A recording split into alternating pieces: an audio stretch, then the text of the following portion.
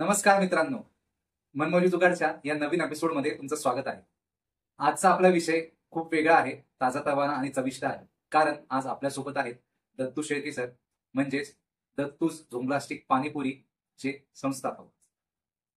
पाणीपुरी म्हटलं की एकदम चटपटीत पदार्थ आपल्या डोळ्यासमोर येतो, पण दत्तू शेळके सरांनी त्याला एक एकदम नवा ट्विस्ट दिलाय, म्हणजेच एक आयुर्वेदिक टच. तुळस, हिंग, जिरे, लिंबू असे आयुर्वेदिक घटक वापरून पाणी बनवलं आहे, म्हणजेच ते आरोग्यासाठी खूप लाभदायक आहे.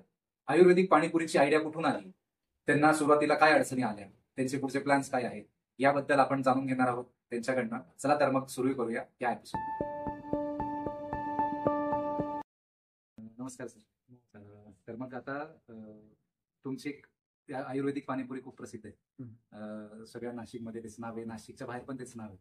तर मग सर्वप्रथम तर आयुर्वेदिक पाणीपुरी हे याचं बनवायचा वेळ तुम्हाला कसं लागला आणि कधी लागला? ऍक्च्युली आयुर्वेदिक पाणीपुरी हा जो विषय आहे तर तो गेल्या 9 वर्षापूर्वी मी चालू केलाय. म्हणजे मी माझं जे पाणीपुरी आयुर्वेदिक जे आहे त्याचं नाव झोंब्लास्टिक, दत्तू झोंब्लास्टिक पाणीपुरी 100% आयुर्वेदिक असं नाव होतं आणि आहे पण आता पण योगायोग असं झाला तर त्याच्यामध्ये जे मी 42 आयुर्वेदिक कंटेंट टाकतो पाण्यामध्ये, तर ते कस्टमरला खूप मोठ्या प्रमाणात आवडतं. पाणीपुरी आहे, व्यवस्थित आहे आणि क्वालिटी छान आहे.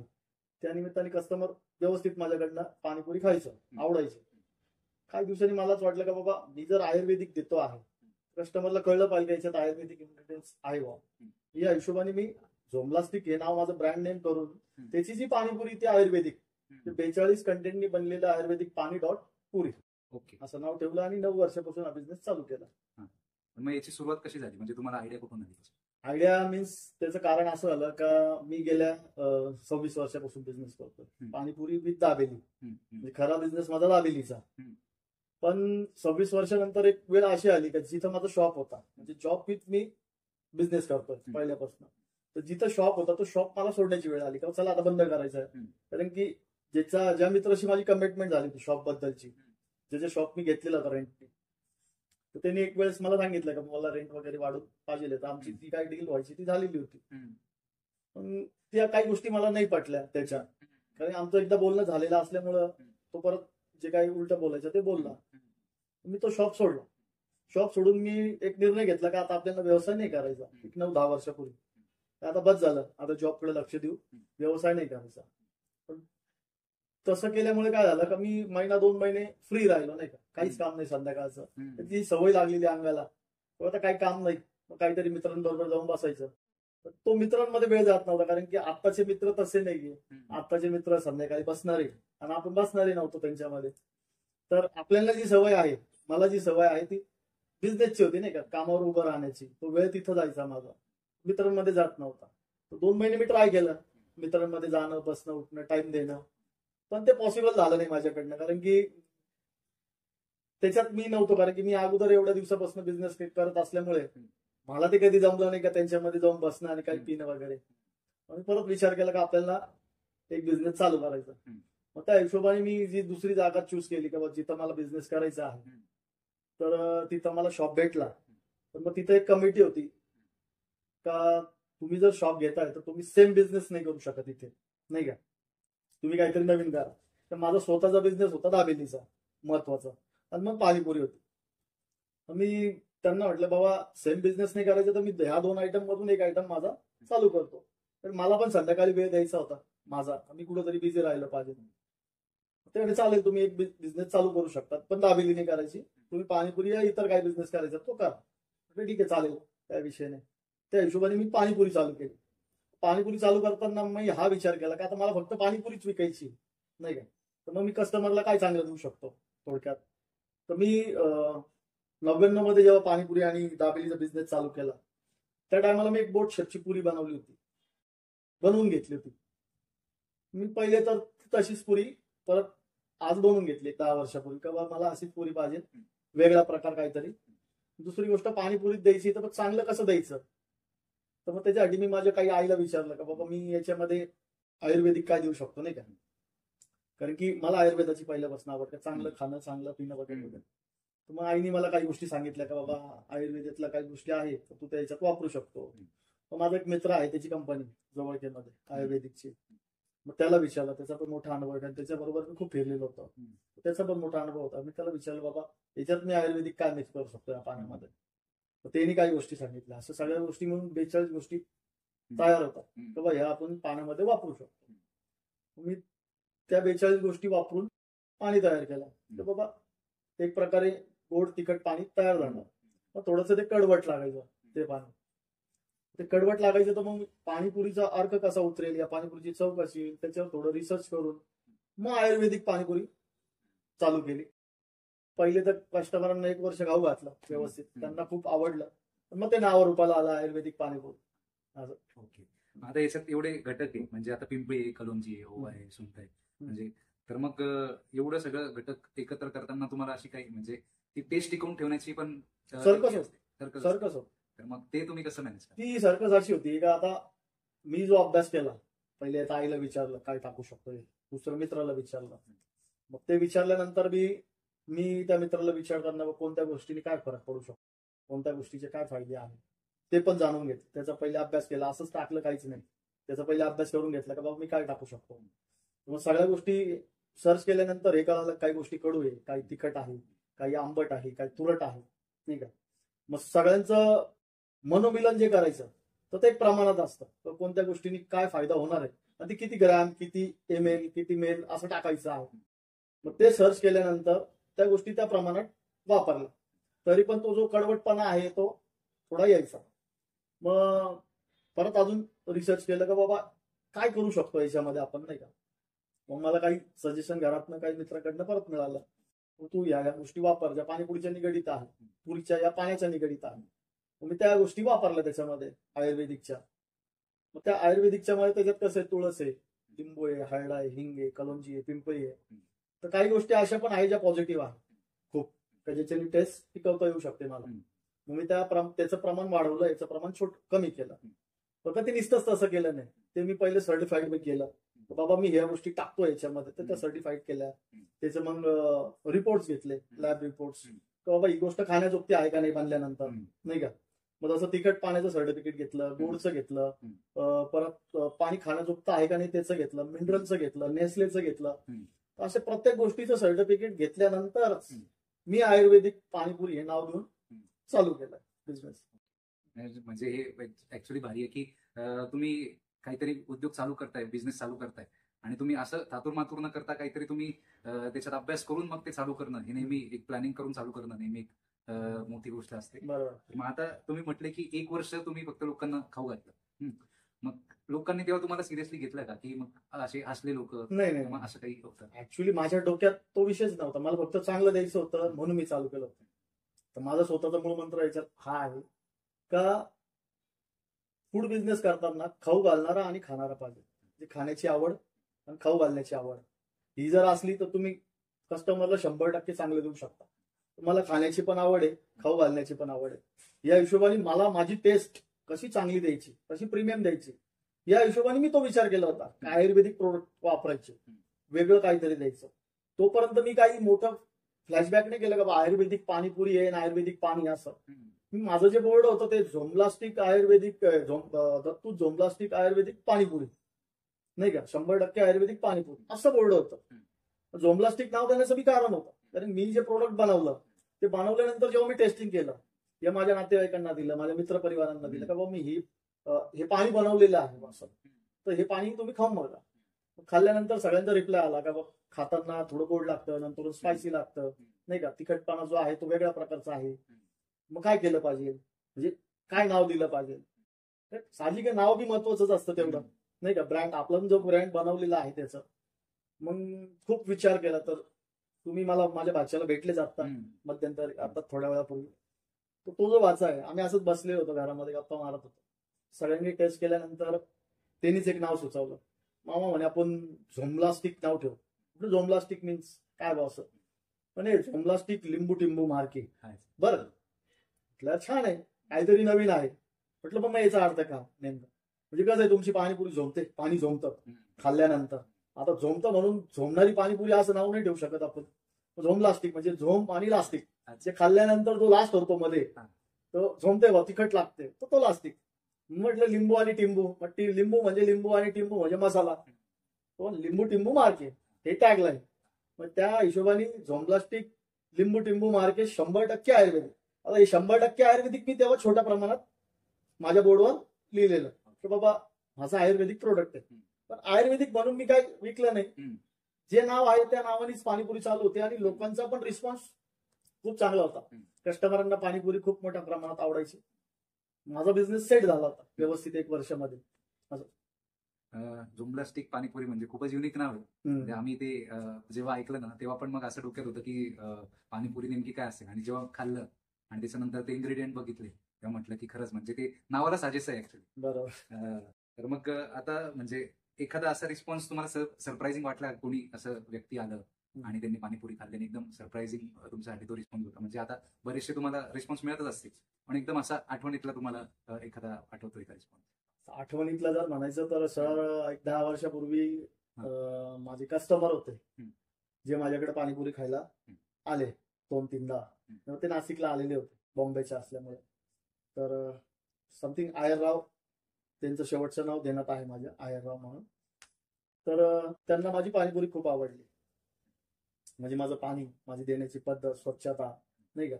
तर त्या गोष्टी आवडल्यामुळे त्यांनी 2-3 दिवस ते होते नाशिकला, तर 2-3 दिवस ते रेग्युलर आले.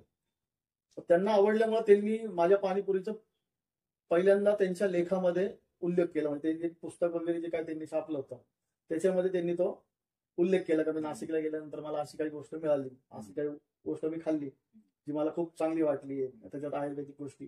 तेव्हा मला बरं वाटलं की मी कुठंतरी काही केलंय व्यवस्थित, नाही का. आयुर्वेदिक जे काय आहे तेव्हा त्याचं मिनिंग चालू झालं होतं का लोकांना कळायला सुरुवात झाली होती 100% आयुर्वेदिक म्हणजे काय. तेव्हा मी फक्त सांगायचे कस्टमरला की बाबा हे 100% आयुर्वेदिक, तर मी ह्या काही गोष्टी वापरतो त्याच्यामुळे ही माझी टेस्ट आहे. तो जो एक्सपिरियन्स होता माझा तो खूप मोठा होता. का कोणीतरी त्यांच्या पुस्तकामध्ये माझ्या पाणीपुरीचा उल्लेख केला, हे माझ्यासाठी खूप मोठी गोष्ट होती त्या टायमाला. बरोबर. आणि मग असं पण आहे का की आता एखादा माणूस येतोय तुमच्याकडे आणि खाल्ल्या लगेच म्हणतोय की अरे हा एकदम चमत्कार आहे, म्हणजे तुम्ही ट्रॅडिशनल पाणीपुरी खाता तर त्याचं पाणी ऑलमोस्ट सेमच असतं, पण मग तुमचं पाणीपुरी खाल्ल्यानंतर ते पाण्याची टेस्ट लागल्यानंतर मग असं कोणी रिस्पॉन्स दिलाय का, असं कोणी व्यक्ती किंवा मग अशा गोष्टी? असे व्यक्ती असंख्य आहे. हा, त्यांचे नाव तर मला माहित नाही कारण कस्टमर रूपातच येतात सगळे आपल्याकडे. बरोबर. तर असे खूप जण आहेत का जे खरी तारीफ आणि खरी गोष्ट बोलतात, त्यांना ते 100% आवडतं खूप. कारण की काय असतं, पहिले खाताना आपलं पाणी थोडं गोड लागतं आणि नंतर जो स्पायसीपणा आहे तो जिभेवर रेंगाळतो. तो रेंगाळल्यामुळं त्यांना इतकं ते अप्रतिम वाटतं का त्यांनी भरभरून ते आपली पाणीपुरीची तारीफ करतात बस. तर असे खूप कस्टमर आहे का ज्यांनी अशा गोष्टी केलेल्या आहेत. त्याच्यामध्ये एक नागपूरचं जोडपं आलेलं होतं माझ्याकडे. तर त्यांनी असंच माझ्याकडनं जेव्हा पाणीपुरी शॉट मागितला होता, ऍक्च्युली माझ्या डोक्यात तर तसं काही नव्हतं का हा पाणीपुरी शॉट बनेल, नाही का. ते म्हणे पाणीपुरी खाल्ल्यानंतर मोस्टली लोक पाणी मागतात. तर माझ्या पाण्याची खासियत ही आहे तर दोन्ही पाणी एक प्रकारचं थिकनेसच्या हिशोबाने मी बनवतो पाणी बनवताना.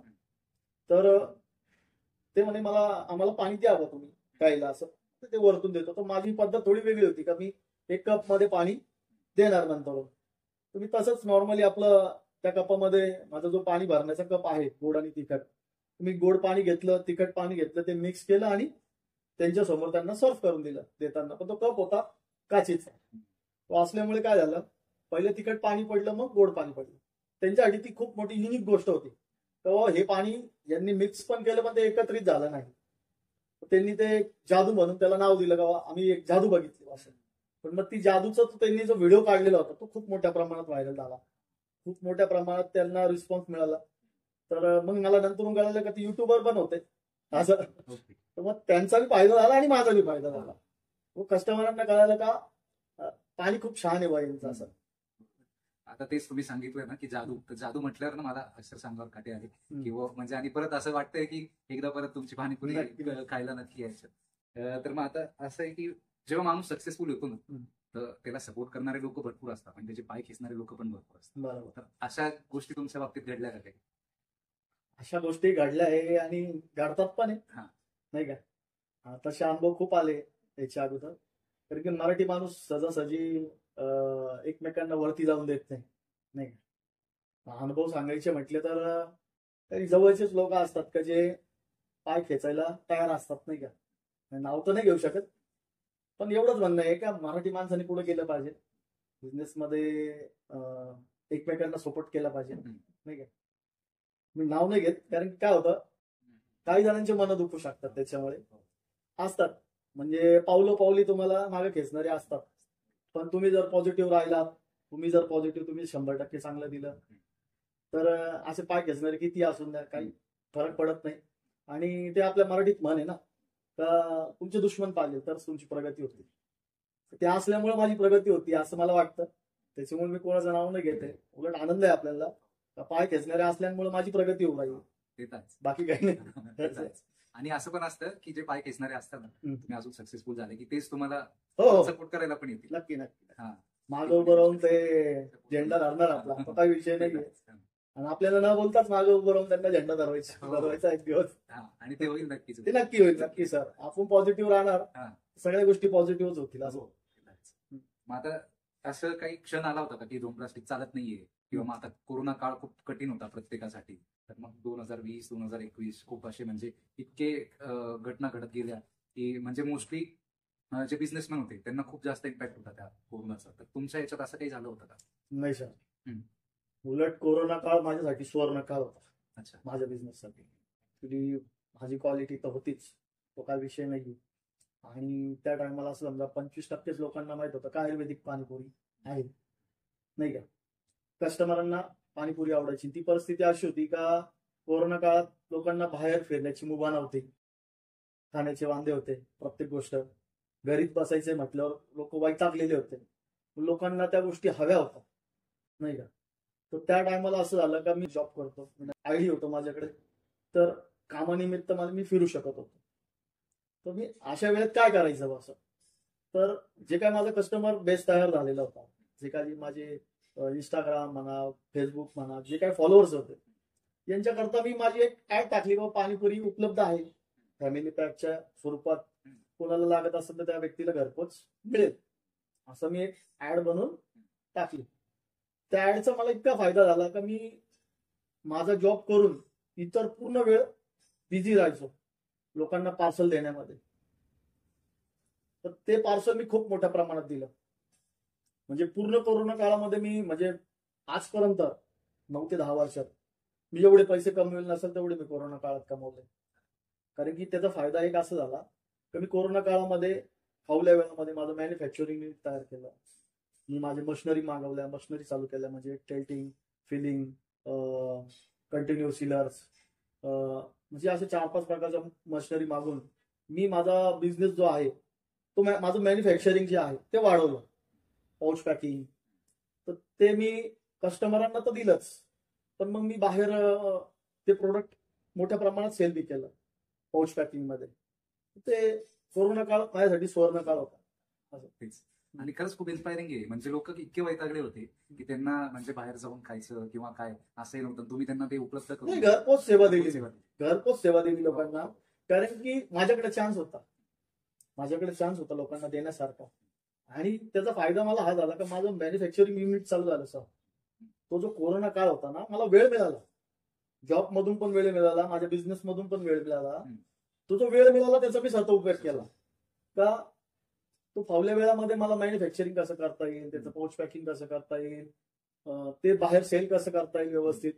तो जो टायमिंग होता तो टायमिंग प्रत्येकाला भेटत नाही ना सर. आज प्रत्येक जण बिझी जिथे त्याच्या कामात. खूप जेव्हा वेळ मिळाला तेव्हा फक्त विचार करतो, पण प्रेझेंट आप काही करू शकत नाही. तसा कोरोना काळ हा खूप मोठा वेळ होता लोकांसाठी का त्याच्यात त्यांना जे काय करायचं आहे ते करू शकत होते. तसं मला फायदा झाला, मी केलं. बरोबर तेच. आणि आता म्हणजे हा तुमचा एंटायर प्रवास आहे 9 वर्षाचा, तर मग याच्यामध्ये तुम्हाला घरच्यांकडून कसा सपोर्ट मिळाला किंवा मित्रांकडून कसा सपोर्ट मिळाला? तुमच्या घरी म्हणजे कोण कोण असतं? माझ्या घरी माझी मिसेस, माझी आई, माझी मुलगी, जो भाऊ आहे मोठा तो शेजारीच असतो राहायला, तो त्याची फॅमिली. तर बिझनेस हा माझा जुना. मी बिझनेस करताना थोडक्यात भावाचा पण बिझनेस आहे, त्याचा पण जॉब आहे, माझा पण बिझनेस, माझा पण जॉब आहे. पण माझं लग्न झाल्यानंतर, लग्नाच्या अगोदर आई मदत करायची मला फुल टाइम व्यवस्थित. आणि लग्न झाल्यानंतर मी काही दिवसांनी मिसेसला शिकवलं की बाबा असं असं बनवायचं. जो माझा दाबेली आणि पाणीपुरीचा बिझनेस होता, तर त्याच्यात मिसेसनी मला सपोर्ट केला, ती शिकली. आणि त्याच्यानंतर माझ्या पाठीमागं ती उभी राहिली म्हणून मी जॉब पण करू शकलो आणि बिझनेस बी करू शकलो व्यवस्थित. ती तेव्हापासून आजपर्यंत खंबीरपणे उभी. त्याच्यामुळे माझा बिझनेस खूप मोठ्या प्रमाणात चालू असं. सपोर्ट हा माझ्यासाठी 100% घरात. तर मग आता तुम्ही जॉब करता, बिझनेस करता, मग तो वेळ कसा मॅनेज होतो? नाही सर, आता काय झालं का एक वेळ होती की ज्याच्यात मी जॉबला पण तेवढंच प्राधान्य द्यायचो आणि बिझनेसला बी तेवढंच प्राधान्य द्यायचो. पण मध्यंतरी माझी बदली झाली. मी जिथं जॉब करायचो तिथून मला तो दुकानाचा आणि जॉबचा वेळ भेटायचा. पण मग माझी बदली झाल्यानंतर मी स्वतः मनाला ठरवलं की बाबा आता बिझनेसकडे थोडं, जॉबकडे थोडं दुर्लक्ष करायचं आणि बिझनेसकडे लक्ष वाढवायचं. पहिल्यापासून डोक्यात नव्हतं का जॉब करायचा, पण मोठ्या भावाच्या हट्टामुळे मी जॉबला लागलो, मिळाला मला. पण एक वेळ असते ना, पहिल्यापासून डोक्यात होतं का जॉब नाही करायचा, बिझनेस करायचा. तर मग एवढ्या वर्ष जॉब केल्यानंतर एक वेळ अशी आली का आता जॉब नाही करायचा, बिझनेस करायचा. आता बस झालं, कारण की ते ऍडजस्ट होणार नव्हतं. पहिले ऍडजस्ट होत होतं, मग ऍडजस्ट होणार नव्हतं. जेव्हा ऍडजस्ट नव्हतं होणार तेव्हा मी जॉबला थोडा राम केला. नको आता नाही जायचं मला जॉबवर, बिझनेसकडे लक्ष द्यायचं. मग मी बिझनेसकडे लक्ष दिल्यामुळे काय झालं, माझा जो ब्रँड तयार केलेला होता मी आयुर्वेदिक पाणीपुरीचा, त्याच्याकडे लक्ष दिल्यानंतर तो वाढायला लागला. म्हणजे जे कस्टमरांना जे आवडत होतं, जे लोक माझ्याकडे फ्रँचायसी म्हणून मागत होते, मग त्यांना मी कॉन्टॅक्ट केलं, त्यांना जवळ बोलावलं, त्यांच्याशी चर्चा केली. तर मग हळूहळू ज्यांना आवडतोय माझं पाणीपुरी चांगल्या प्रकारे, तर मग त्यांना मी फ्रँचायसी द्यायला सुरुवात केली. मग जॉबकडे दुर्लक्ष केल्यानंतर मी 16 ते 17 फ्रँचायसीज दिल्या मार्केटमध्ये, जे कस्टमरांना आवडत होतात माझी पाणीपुरी. तो बिझनेस अप झाला. नाही तर मग मी 100% जॉबकडे परत लक्ष दिलं असतं आणि याच्याकडे, तर मग ते पॉसिबल नसतं झालं. तर आज जॉब 20%, 80% बिझनेस असं आहे. आणि हे खूप प्रेरणादायी ऍक्च्युली. म्हणजे ज्यांना दोघं करायचंय तर त्यांच्यासाठी म्हणजे वेळ कसा मॅनेज करायचा किंवा मग बाकी इतर गोष्टी कशा करायच्या, मग हे खूप ऍक्च्युली तुमच्याकडून बरंच शिकायला मिळेल लोकांना. सर माझं म्हणणं असं आहे का जॉब आणि बिझनेस, तर मी तर पहिली गोष्ट मराठी माणसांना, या मराठी मुलांना, या मराठी लेडीजला पहिलं तर हेच सांगू शकतो का तुम्ही जॉबच्या मागे नका लावू, बिझनेस करा. बिझनेस काही बी करा, छोटीशी मेणबत्ती का ना विका, पण स्वतःचा बिझनेस करा, स्वतःचे मालक बना. बिझनेस म्हटलं ना, जॉब म्हटलं ना सर, तर आपण एक बांधलेले आपल्याला किती लाखाचं पॅकेज राहून. आज मुलं सांगतात मला 10 लाखाचं पॅकेज, कोणी म्हणतं 15 लाखाचं पॅकेज. पण शेवटी गुलामी ती गुलामीच दुसऱ्याची. आणि स्वतःचा बिझनेस म्हणजे आज 5,000 रुपये पण मिळाले ते आपलेच आहे, 10,000 रुपये मिळाले तरी आपलेच आहे. पण आपण मालक असतो, आपण लोकांना काम देऊ शकतो, त्याच्यामुळे 1-2 जणांचा रोजगार चालू शकतो. ठीक आहे, 2 जणांचा आपल्यामुळे आपण एक मालक बनू शकतो असं.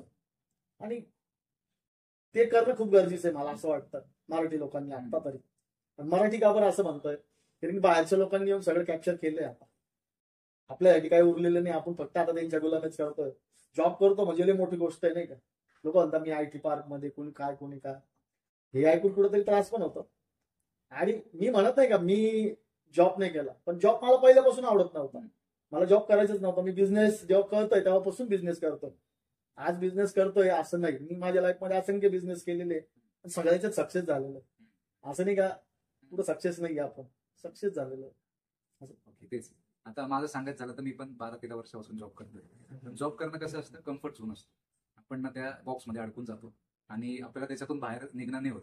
एक पर्टिक्युलर डे असतो, त्याच्यात तुमची सॅलरी होते, तुम्ही त्या सॅलरीमध्ये खुश राहता. ती सॅलरी 5 दिवसामध्ये संपून जाते. त्याच्यानंतर पुढचे 25 दिवस ना काम करायचं, मग कधी सॅलरी होईल त्याची वाट बघायची. त्याच्यापेक्षा हे खरंच चांगलं आहे की स्वतःचं स्वातंत्र्य मिळतं, फायनान्शियल फ्रीडम मिळतं. स्वातंत्र्य मिळतं, फायनान्शियल फ्रीडम मिळतो. तुमचा जो काय बिझनेस आहे तो अप अँड डाऊन असतो ना. आज तुमच्या खिशात 2,000 येतील, तर उद्या 10,000 पण येतील, परवा 7,000 येतील, पण तुमच्या डोक्यावर बर्डन नाही राहणार. आणि जॉब म्हणजे कसं आहे, तुमचं फिक्स पेमेंट येणार आहे, तुमचा हप्ता ठरलेला आहे, गाडीचा, घराचा, मुलांचा, लाईट बिल, सगळ्या गोष्टी ठरलेल्या असतात. आणि ते सोडून तुमचं जे काय मनी उरेल त्याच्यावर तुमचं गणित असतं का कुठं फिरायला जाणं, कुठं पिक्चरला जाणं, कुठं खाणं, कुठं काय करणं, या गोष्टींचा खर्च करणं. आणि तेवढ्या याच्यात गोष्ट अडकून जाते सर. बिझनेस तसा नसतो. बिझनेसमध्ये तुम्ही कोणत्याही प्रकारची उंची गाठू शकता. म्हणजे बिझनेसमध्ये तुम्हाला माहिती आहे उद्या भेटेल का नाही हे नाही माहिती समजा, पण भेटेल ते इतकं मी भेटू शकतं की जे तुम्ही महिनाभर जॉब करून कमवतात ते एक दिवसात पण बिझनेसमध्ये भेटू शकतं. त्याच्यामुळे बिझनेस कधी पहिले करणं गरजेचं. बरोबर आहे. आणि तेच आहे, म्हणजे तुम्ही जेवढा वेळ ना जॉबला देता, समजा आता 9 तासाचा तुमचा रोजचा हे जॉब आहे, तेवढाच तुम्ही जर स्वतःच्या बिझनेसला दिला तर तुम्हाला किती फायदा याचं पण हे असतं. मी तुम्हाला माझं त्याच मला उदाहरण दिलं हा. ना. मी काय केलं का जेव्हा मला ठरलं का बस मी जॉब केला खूप केला. मी 2005 ला जॉबला लागलो होतो. मला वाटतं आता 9-10 वर्षापूर्वी मी जॉबला थोडस रामराम केलं. जॉबवर मी आज बी आहे, फक्त एवढंच की मी जात नाहीये, रजा टाकलेली असं समजा. पण मग त्याच्यानंतर जेव्हा मी बिझनेसकडे लक्ष दिलं तेव्हा मी साईटला पैसे टाकू शकलो, इन्व्हेस्टमेंट करू शकलो. त्याच्यानंतर मी शॉप्स वाढवू शकलो, माझी लोकांना फ्रँचायझी देऊ शकलो. माझं जे काय मॅन्युफॅक्चरिंग होतं ते मोठ्या प्रमाणात वाढवलं. तेव्हा ती अर्निंग गोळा झाली. नाही तर जॉब मधून नाही काय होत. जॉबचं जे पेमेंट येतं ना त्याच्यातून नाही काय होत. आणि जॉब विथ बिझनेस करणं तो दोन्ही थडींवर हात ठेवून नाही काय होत. तुम्हाला एकाच थडीवर कोणत्या पण हात ठेवून नाही, तेव्हाच ते सक्सेस होतं असं. मग आता तुम्ही फ्रँचायझीचं बोलले, तर झोम्प्लास्टिक आता एक मोठा ब्रँड झालाय पूर्ण ऑल ओव्हर महाराष्ट्र किंवा ऑल ओव्हर भारतात. तर मग तुमचं फ्रँचायझी मॉडेल ते आहे का? म्हणजे आता तुम्ही कसं चालवताय ते फ्रँचायझी मॉडेल? तर फ्रँचायझी मॉडेल सर असं आहे का फ्रँचायझी म्हणून आतापर्यंत मी कुठं पण ऍडव्हर्टाईज केलेली नाही का मी फ्रँचायझी देतो वगैरे. जे काय माझे कस्टमर बेस आहे आतापर्यंतचा तो बसलेला 10 वर्षातला, जे कस्टमरांना आवडलंय त्यांनीच माझ्याकडनं फ्रँचायझी मागितली. दुसरी गोष्ट, जे काय माझे छोटे व्हिडिओज व्हायरल झाले, जे काय माझे शुभचिंतक होते, ज्यांनी कोणी व्हिडिओज काढले, कोणी पेपरला दिलं, कोणी न्यूजला दिलं, तर त्यांच्यामुळे काय झालं, नवीन कस्टमरांना ती गोष्ट कळली का बा अशा प्रकारची पाणीपुरी आहे, अशा प्रकारचं पाणी आहे. मग त्या लोकांना पण त्यांनी मला फोन केले का बाबा तुमची अशी फ्रँचायझी वगैरे आहे का? तर मी त्यांना पहिला प्रश्न हाच विचारला का तुम्ही माझी पाणीपुरी टेस्ट केली का? टेस्ट नसेल केली तर पहिले टेस्ट करा, मग आपण या विषयावर बोलू. मग तसे बी काही कस्टमर आले की ज्यांनी टेस्ट केल्यानंतर त्यांना मोठ्या प्रमाणात ते आवडलं, खूप छान आहे. मग त्यांचे टेस्ट झाल्यानंतर त्यांनी आम्हाला विचारलं का तुम्ही फ्रँचायझी देऊ शकतात का? तर माझा पहिला प्रश्न त्यांना हाच राहायचा, फ्रँचायझी देऊ शकतो, पण तुम्ही जो कोणी व्यक्ती घेणार आहे तो मुळात त्याला खाण्याची सवय असली पाहिजे. म्हणजे चांगले पदार्थ खाण्याची सवय आणि चांगलं खाऊ घालण्याची सवय, या 2 गोष्टी असेल तर तुम्ही बिझनेस करू शकता. मी फ्रँचायझी देऊ शकतो तुम्हाला. तर फ्रँचायझी मध्ये मी देताना काय केलं तर ज्यांना कोणाला अशा प्रकारे आवड होती त्यांना मी फ्रँचायझी दिले. तर ते देताना मी पहिले तर त्यांना प्लेट प्रेझेंटेशन शिकवलं. प्लेट प्रेझेंटेशन तर व्यवस्थित तुम्ही प्लेट तुमची प्रेझेंट करणे आहे कस्टमरला, माल मटेरियल जे आहे ते व्यवस्थित प्रकारे टाकणं, तर त्याच्यात प्लेट प्रेझेंटेशन शिकवलं. मी जे काय माझं ब्रँड बनवलंय त्याचं नाव वापरायला दिलं. तर मग मी एक अमाऊंट त्यांच्याकडनं अग्रीमेंट अमाऊंट घेतो, त्याच्यात प्लेट प्रेझेंटेशन, मटेरियल कसं बनवणं ते, आणि माझं नाव वापरणे, आणि माझं ब्रँडचं टी शर्ट, टोपी, ऍप्रॉन कॅप वगैरे हे देतो सेफ्टी फूड म्हणून. बाकीचा इतर जो खर्च आहे तो त्यांना करायचा आहे. मग त्यांना वाटलंय का कोणाला शॉप मध्ये करायचा आहे, कोणाला फूड स्टॉलवर करायचा आहे, कोणाला फूड व्हॅन मध्ये करायचा आहे, तो ज्याच्या त्याच्या हिशोबाने ते करू शकतात. पण आपल्याकडनं आयडिया घेऊन तर बाबा मी असं करतो आहे, असं करू का? त्या हिशोबाने ते नावारूपाला आला आणि आज चालू आहे हळूहळू. पण आहे माझा भविष्यात प्लॅन आहे तर फ्रँचायझी मोठा एक वेगळा बनवायचा व्यवस्थित, आणि त्याच्यामध्ये 100% लक्ष देऊन तो बिझनेस मोठ्या प्रमाणात वाढवायचा. त्याच्यात पहिलं प्राधान्य मी महिलांना देणार आहे. याच्या अगोदर कसं आहे का महिलांकडे काही वेळ असतो, पहिले महिलांना तो द्यायचा बिझनेस का मग तुम्ही पाणीपुरीचा बिझनेस करा. आपल्या मराठी माणसाने दिसायला खूप छोटा बिझनेस वाटतो पाणीपुरी, पण खूप मोठा बिझनेस दिसतो. मोठी उलाढाल आहे त्याची विचार केला. बरोबर. आणि महिला सशक्तीकरण तुम्ही म्हटले तर ते फार आता सध्याच्या काळात तर फार महत्वाचं आहे, आणि मराठी महिलांसाठी तर खरंच खूप उत्तम आहे. आणि तुमचे विचार पण ऍक्च्युली त्या मानाने तुम्ही हे करताय तर ते भरपूर आहे. तर मग आता ते फ्रँचायझी आता तुमच्या कुठे कुठे, म्हणजे फ्रँचायझी मध्ये मी नाशिकमध्ये काय आहे 5 ते 6, तसं मग संगमनेर आहे, अकोला आहे, पुणे आहे, बँगलोर आहे, नंदुरबार आहे, अनंतपुरम म्हणून नंदुरबारच्या बँगलोरच्या पुढे, तुमकूर मध्ये आहे. तर अशा प्रकारे माझे फ्रँचायझी दिले आहे. तर हे पण बाहेरच्या कस्टमरांनी गुगल सर्च करून आयुर्वेदिक पाणीपुरी व त्यांना ते आवडलं, त्यांनी पुढे व्हिडिओज बघितले, पण ते लोक स्वतः आले, त्यांनी ती टेस्ट केली, त्यांना आवडल्यानंतरच आपण त्यांना फ्रँचायझी दिली. तर अशा प्रकारे त्या फ्रँचायझी बाहेर गेलं. तर माझ्याकडे रिक्वायरमेंट मध्यंतरी खूप आली. पण मी एक विचार केला का बाबा समोरच्यांनी करताना व्यवस्थित केलं पाहिजे. तर एक पर्टिक्युलर अमाऊंट असते, मी तशी अमाऊंट सांगायचो. त्या अमाऊंट मध्ये मी स्टॉल देत होतो, साईड टेबल देत होतो, मटेरियल देत होतो, ट्रान्सपोर्टिंग देत होतो, सगळ्या गोष्टी इक्वली मी द्यायचो.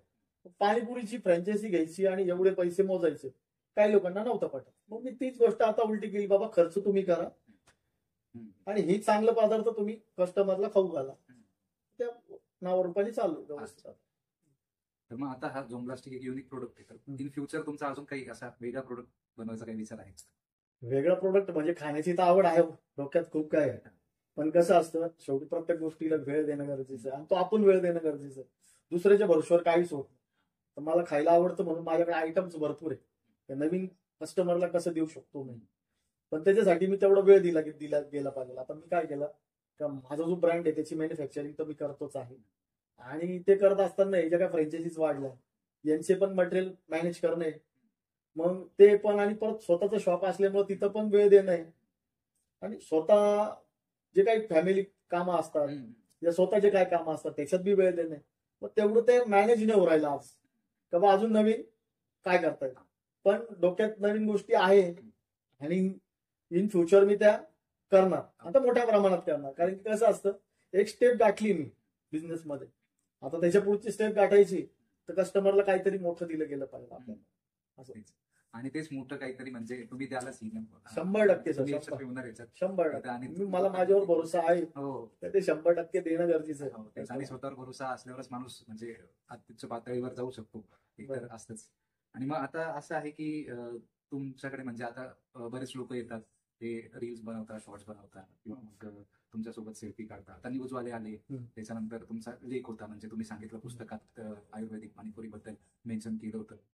मग याच्यावरून मग ते ऍज अ दत्तू शेळकेंना काय वाटतं मनातून हे सगळं बघताना, एंटायर जर्नी तुमची? हे बघताना सर असं आहे का असं कधी काही होईल असं तर मी कधी विचार नव्हता केलेला.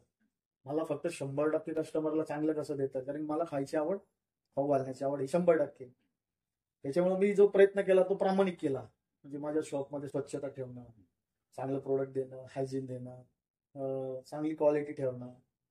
तर त्याचा जो फायदा जो मला झाला तो तर ह्या रूपात झाला का माझा एक ब्रँड तयार झाला आयुर्वेदिक पाणीपुरीचा. दुसरी गोष्ट, जे काही लोकांनी माझी मुलाखत घेतली, कोणी पॉडकास्ट बनवले, कोणी काय तुमचा उद्योग काय यशस्वी उद्योजक मध्ये त्यांनी घेतलं, त्याच्यामुळे बाकीचं बऱ्याच लोकांनी व्हिडिओज वगैरे काढले. तर याच्यामध्ये हा एक आनंद आला का बाबा आपण काहीतरी लोकांना चांगलं देतोय, नाही ते समाधान, आपण कस्टमरला चांगलं देतोय म्हणून ज्या गोष्टी आपल्या सगळं घडतात. मग त्याचं एक समाधान वेगळ्या प्रकारचं आहे मनात कुठेतरी. आपण चांगलं देतोय म्हणून आज न्यूजवाले आले, पेपरवाले आले, सगळ्यांनी आपली दखल घेतली. आणि ती दखल घेताना असतात ना लोक असतात मार्केटमध्ये का जेव्हा आपली न्यूज व्हायरल होते, आपले व्हिडिओज व्हायरल होतात, तर मग लोकांना आयुर्वेदिकच्या नावाखाली विकतोय वगैरे वगैरे काहीतरी वेळात काढण्याचं काम आहे. तर तशा लोकांना मी आवर्जून सांगितलं की एकदा माझ्या शॉपला तुम्ही अवश्य भेट द्या. तुम्ही भेट दिल्यानंतर मी तुम्हाला तिखट पाण्याचं सर्टिफिकेट दाखवतो, गुडचं दाखवतो, मिनरल वॉटरचं दाखवतो, नेसलेचं दाखवतो, असे सगळ्या प्रकारची मी सर्टिफिकेट काढले की पाणी खाण्याजोगतं आहे का नाही त्याचे सर्टिफिकेट दाखवतो. मी पेटंट घेतलेला आहे, माझ्या पुरीचं पेटंट घेतलेलं आहे, पेटंट दाखवतो. हा म्हणजे हे सगळं मी काय केलं, मला आवडतं आहे आणि ती काळाची गरज आहे पुढं. नाही तर आजकाल तुम्हाला घरून समजा माझ्या शॉप पर्यंत यायला 100 पाणीपुरीची दुकान मिळतील ना, तुम्ही माझ्याकडेच का याल, तर ते तुम्ही माझ्याकडेच आणि चांगलं खायला येण्यासाठी मला ती सगळी तयारी करणं आहे ना. तर तसं मी चांगली तयारी केली म्हणून त्याचा फायदा मला झाला आणि त्याचं मला समाधान आहे. एक वेळ होती का लोक वाईट आणि चांगलं बोलायचे, जे वाईट बोलायचे त्याचं दुःख व्हायचं, पण आज त्याचं दुःख नाही, त्याचा आनंद होतो. आणि वाईट जेव्हा लोक बोलतात तेव्हाच चांगलं होतं, तेव्हाच माझी उमेद वाढते का मी अजून चांगलं काय करू शकतो. तर त्याच्यामुळे माझ्याकडे प्रत्येकाचे प्रश्नाचे उत्तर आहे. तुम्ही एकदा या, टेस्ट करा आणि मग मला सांगा. तुम्ही वाईट असेल तर तोंडावर वाईट सांगा, आवडेल. फक्त माग कॉमेंट्स करू नका, कारण की रिकाम्यांना कॉमेंट्स करण्याची खूप हौस असते. काहीतरीच बरमळतोय, काहीतरीच देतोय, मग ते खातात डबून कुठंतरी. तो पर्याय त्यांचा आहे, पण आपला नाहीये तसं. आणि पौष्टिक पाणीपुरी खायला लोकांची काय हरकत नाही नाही, आता बरेचसे कस्टमर असे आयुर्वेदिक नाव ऐकून निघून जातात, कडू असं नाही का, वेगळं काही प्रकार असं. पण माझी रिक्वेस्ट कस्टमरला एवढीच आहे का आयुर्वेदिक नाव वाचल्यानंतर तुम्ही कमीत कमी एकदा टेस्टिंग करायला या. नका माझ्याकडनं पाणीपुरी खाऊ, पण तुम्ही म्हणा का बाबा तुझं नाव वाचून मी आलोय, मला एक पुरी टेस्टिंगला दे, काय तुझं ते तरी बघून दे. पहिले तुम्ही तुमचं समाधान होतं का नाही ते बघा, मग खा. पण तुम्ही डायरेक्ट गिअर नका ठेवू त्या गोष्टीला, कारण की असे बी आहेच ना कस्टमर किंवा आयुर्वेदिक नको हे नाही, त्यांना ते भैया जसं देतो एक एक पुरी डुबून ते आवडतं. नाही, ते आवडणं साहजिक आहे, मी कोणाला नाव नाही ठेवत आहे. पण आज काळाची गरज आहे, हायजीनची गरज आहे, तुमच्या शरीराला चांगल्या गोष्टी भेटण्याची गरज आहे. आज सगळं हॅबिट झालंय मार्केटमध्ये. आता मी जे काय आयुर्वेदिक देतो मी ते प्रयत्न करतोय की बाबाला मला बिगर केमिकल गुळ मिळाला पाहिजे, चिंच चांगली मिळाली पाहिजे, पुदिना कोथंबीर आयुर्वेदिक याची मिळाली पाहिजे, थोडक्यात ऑर्गेनिक मिळाली पाहिजे. मी याचा 100% प्रयत्न करत असतो, तर ती चव पण मेंटेन राहते, कस्टमरला चांगलं देऊ शकतो. आता मी गॅरंटी देतो, जसं का बाबा माझं 1 लिटर पाणी पी पाणीपुरीचं, तुला काय होणार नाही, मला माझ्यावर भरोसा आहे ना. तसं समोरचं कोणाचं पण त्यांनी 1 लिटर पिऊन दाखवा आणि त्यांनी समोरच्याने गॅरंटी द्यावा असं. पण मग हे कधी देतो माणूस, हे कधी देऊ शकतं, त्याला स्वतःवर विश्वास आहे त्याच्या मटेरियलचा. तसं लोकांनी जागरूक व्हावा. मी म्हणत नाही माझ्याकडे खा, पण कमीत कमी जे बी फूड खातात ते मार्केटमध्ये जिथं पण पुढे खाता येईल तिथं स्वच्छता आहे का, चांगलं आहे का, हायजीन आहे का, ह्या गोष्टी पण बघायला पाहिजे. बरोबर आहे असं. आणि हायजीन महत्वाचंच आहे खाताना. आज गरज आहे ना सर, आज सगळं हायब्रिड माल मिळतोय. त्या हायब्रिड मध्ये पण तुम्ही जर चांगल्या गोष्टीचा प्रयत्न कराल तरच फायदा होईल. नाही तर आजारी पडायला काहीच लागत नाही. अहो सर, विषय असा आहे की आज नुसतं पाण्याने पण आजारी होतात माणूस, साधं पाणी पिल्याने पण. मी माझ्या दुकानात पाणी सुद्धा प्यायला नाही ठेवलं, बिस्लरी बॉटल घ्या, पण ऍक्च्युअली तुम्ही बिस्लरी बॉटल पण टेस्टिंगला नेली तर ते पाणी पिण्याजोगतं नाहीये. इतका तर प्रॉब्लेम आहे आपला देशाचा. आता देशावर काही बोलणं गरजेचं नाहीये, पण तुम्ही न्या बिस्लरी बॉटल, तुम्ही टेस्टिंगला न्या लॅबमध्ये, त्याचे काय रिपोर्ट येतात तुम्ही बघू शकता. पण नाविलाज झालाय, काही करू नाही शकत आपण. आपलं सरकार झोपलेलं आहे, चाललंय चाललेलो असं. पण आता हे सुधारायला पाहिजे, म्हणजे परिस्थिती. पण मग आता ते जेव्हा सुधरेल म्हणजे तेव्हा सुधरेल लोक ते नाही. पण आपलं काम, प्रत्येकाचं काम आहे, प्रत्येक कस्टमरचं बी काम आहे का आपणच स्वतः केली पाहिजे गोष्ट असं. बरोबर, ते काही चमत्कार घडणार नाहीये पुढंच तो, पण काळजी घेतली पाहिजे. आणि आहे ना असे खूप कस्टमर बी आहे की ज्यांना चांगल्याच गोष्टीची गरज आहे, पण चांगलं देताना पण माझी एक कस्टमरांना रिक्वेस्ट आहे, चांगलं देताना पण थोड्या काही गोष्टींची चूक होती, त्याच्याकडे दुर्लक्ष केलं पाहिजे. आता जसं आता पावसाळ्याचं सीझन आहे, म्हणजे मी डायरेक्ट बिझनेस बद्दल बोलतो. पावसाळ्याचा सीझन आहे, तर पावसाळ्याच्या सीझन मध्ये माशा जास्त होतात. आता किती तुम्ही चांगलं शॉप आहे, हायजीन मेंटेन करता आहे, सगळ्या गोष्टी आहे, त्याच्यासाठी मशिनरी वगैरे लावतात वगैरे सगळं काय आहे, पण मग शेवटी बारीक किडे माशा आहे, छोटे छोटे बारीक किडे आहे, ते कोणी तर कोणी प्लेटमध्ये तर नाही टाकू शकत कोणाच्या. पण मग ते कधी चुकून मागून पडलंच, तो समोरच्याला डायरेक्ट तुम्ही दोषी नका ठरवू. जसं काही तुम्ही खाऊ घालताय चुकीचं, तो माणूस तुम्हाला 100% चांगलं देण्याचा प्रयत्न करतो. हे बघा, ती एक माशी पडली, मग त्यांनी ती हाताने नाही टाकलेली, असं असा विचार नका करू. बा चांगलं देत आहे तिथं चांगलं घ्या, नाही तर लोकांना आज उघड्यावर बी खायची सवय आहे. जिथं 100 प्रकारच्या माश्या गर्दी गलिच्छपणा आहे, तिथं गर्दी करून उभे राहतील आणि खातील. चांगल्या ठिकाणी खा, असं कुठं पण खा, पण चांगलं खा, जे बी खायचं ते चांगलं खा. असं लोकांनी याबाबत म्हणजे जागरूक होणं खूप गरजेचं आहे. हा, तेच महत्वाचं आहे. आणि आता असं की आता झूम प्लास्टिक पाणीपुरी एक युनिक प्रोडक्ट आहे, युनिक ब्रँड आता तयार झालाय.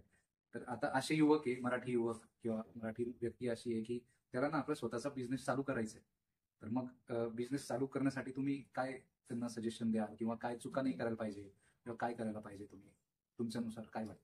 सर, कोणता पण बिझनेस, आता मी माझा बिझनेस तर नाही म्हणत, पण कोणताही बिझनेस चालू करण्यासाठी, आणि मोस्टली मराठी मुलांनी, नवीन पिढीने, या आजच्या पिढीने ज्यांना कळत आहे, त्यांनी समजा ते पुढे जॉब पण करत असतात, तो जॉब मधून जो काही मिळणारा वेळ आहे त्या वेळात त्यांनी काही ना काही बिझनेस केला पाहिजे. आता काही मुलं असे असतात का जे म्हणतात आम्ही 8 घंटे ड्युटी केली, खूप दमलो आहे, तर माझ्याकडनं होणार नाही. तर ही गोष्ट नाही केली पाहिजे. कारण की काय असतं, तरुण पिढीचं जे वय असतं एक लिमिटेड प्रकारे नाही का, जसं आपण म्हणतो लग्नापर्यंत तो व्यक्ती सगळं करू शकतो, लग्नानंतर काहीच नाही करू शकत असं. तर त्या लग्नाच्या स्वतःच्या लग्नाच्या अगोदर तरी त्यांनी बिझनेस केला पाहिजे स्टार्ट. जॉब जर करत असेल तर जॉब विथ बिझनेस केला पाहिजे, आणि जर जॉब नसेल करत तर बिझनेस केला पाहिजे. बिझनेस करण्यासाठी पैसेच लागतात असं काहीच नाही सर. तुमच्याकडे फक्त डोकं लागतं. ज्या व्यक्तीकडे डोकं असेल त्याच्यासाठी पैशाची गरज नाहीये. तो काही पण विकू शकतो, कोणाची पण मदत करून, कोणाचं एखादं काम करून पैसे कमवू शकतो. प्रत्येक स्वतः जो व्यक्ती काय करतोय म्हणजे तो काय करतो बिझनेस. फॉर एक्झाम्पल मी तुमची काहीतरी नीड आहे, तुमचं काहीतरी काम आहे, जे असं गृहीत धरा का तुमची गाडी धुळ्यामध्ये बंद पडलेली आहे आणि मी संध्याकाळी 8 वाजता जॉबवरून आलो.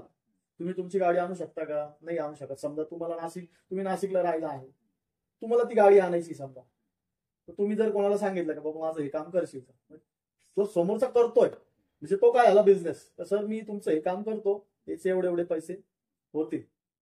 त्या हिशोबाने तो ते काम, समजा तो जर दुसऱ्या दिवशी त्याला सकाळी 8 वाजता ड्युटीला जायचंय आणि तो संध्याकाळी 8 वाजता घरी आलेला आहे, तो 8 वाजता नाशिकवरून निघून धुळ्याला जाऊन तुमची गाडी आणून देऊ शकतो. हा झाला बिझनेस. त्याला जर बिझनेस करायचा आहे, पैसे कमवायचे, तर तो पैसे पण कमवू शकतो. मी असं एक उदाहरण दिलं माझ्या पद्धतीने, तर तो करू शकतो. मग अशा असंख्य बिझनेस आहे सर, बरेचसे बिझनेस आहे. आज लोक सोफा क्लिनिंगचं काम करतात, वॉशिंगचं काम करतात गाड्यांचं घरोघरी जाऊन. आज फूड बिझनेस जर म्हटला तर तुम्ही लोकांच्या घरपर्यंत जाऊन तुम्ही डबे देऊ शकतात, नाही का. म्हणजे गरजू व्यक्ती आहे त्यांच्या घरापर्यंत जाऊन तुम्ही स्वतः विचारा ना बाबा तुम्हाला या गोष्टीची गरज आहे का. तर बिझनेस करायला खूप आहे, फक्त माणसाने डोकं लावून ते केलं पाहिजे. असं नाही का त्याच्यासाठी पैसाच लागतो, सेटअपच लागतो, मग ते उभं केलं मग बिझनेस चालू होईल. नाही, कोणता पण बिझनेस हा हळूहळू शून्यापासून तयार होतो तर तो मोठा होतो. त्याच्यामुळं असं मराठी मुलांनी ना असं बघू नये का एक बिझनेस करायचा म्हणून प्रॉपर पैसाच लावला पाहिजे, प्रॉपर काहीतरी केलं पाहिजे मगच बिझनेस होईल, असं काही होत नाही. सुरुवात ही छोटीच असते, पण ती छोटी सुरुवात 100% पॉझिटिव्ह राहून केली पाहिजे. बाबा मला याच्यात मिळणारच आहे, मी हे करायलाच. तर असे खूप बिझनेस आहे, ज्याला नसेल कळत त्यांनी माझ्याकडे मी सांगेल बिझनेसची आयडिया, भरपूर आयडिया आपल्याकडे अशी का देऊ शकतो आपण, असं काही नाही. तेच म्हणजे इच्छाशक्तीच्या जोरावर माणूस जग जिंकू शकतो, ते 100% म्हणजे खरं आहे, असं आहे. आणि मराठी माणसाला ऍक्च्युली आता सध्या थोडस जॉबकडे हे करून खरंच जर बिझनेस मध्ये गेले तर मराठी माणूस पण खूप अत्युच्च पातळीवर जाऊ शकतो. सर तुमचा अमूल्य वेळ दिल्याबद्दल धन्यवाद. आणि तुमच्याशी म्हणजे ज्या गोष्टी तुम्ही शेअर केल्या तर त्या खूप प्रेरणादायी आहे. आणि म्हणजे जे पण लोक बघत असतील, जे आता आपला पॉडकास्ट बघतील, त्यांना ह्या गोष्टी म्हणजे नक्कीच आवडतील आणि ते तुमच्या पाणीपुरी सेंटरला पण व्हिजिट करतील. झोम प्लास्टिक पाणीपुरी ऍक्च्युली खूप छान नाव आहे, युनिक नाव आहे. तर मग वेळ दिल्याबद्दल धन्यवाद सर. धन्यवाद मित्रांनो, हा एपिसोड तुम्ही शेवटपर्यंत बघितल्याबद्दल. हा एपिसोड तुम्ही कसा वाटला हे नक्की कळवा आणि चॅनलला सबस्क्राईब करा, व्हिडिओ लाईक करा आणि व्हिडिओ शेअर करायला विसरू नका. आणि पुढे आपण कोणत्या विषयांवर चर्चा करायला हवी, आपले पुढचे गेस्ट कोण हवेत हे कमेंटमध्ये कळवायला विसरू नका. धन्यवाद.